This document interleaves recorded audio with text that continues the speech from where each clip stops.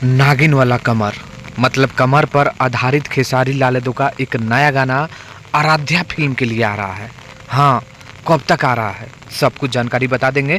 तो चलिए एक बार फिर से आप सभी का स्वागत करते हैं। मैं हूं रविंद्र और आप सभी का बेहद ही खास वीडियो नागिन वाला कमर के लिए स्वागत करते हैं। दोस्तों आप लोगों को बता दें कि आराध्या फिल्म से जहां तक मुझे सूचना मिली है कि 15 तारीख को, जी हां दोस्तों 15 तारीख के वो शुभ दिन होगा जहां से खेसारी लाल यादव का एक शानदार गाना कमर पे आधारित आ रहा है।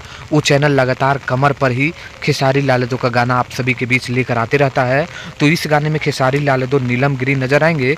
गाने को खेसारी लाल यादव खुशी कक्कड़ गाए हैं, शुभ दयाल का लिखा हुआ है और सुपर हिट गाना है। इसको कोई नहीं रोक सकता है सुपर डुपर हिट होने से।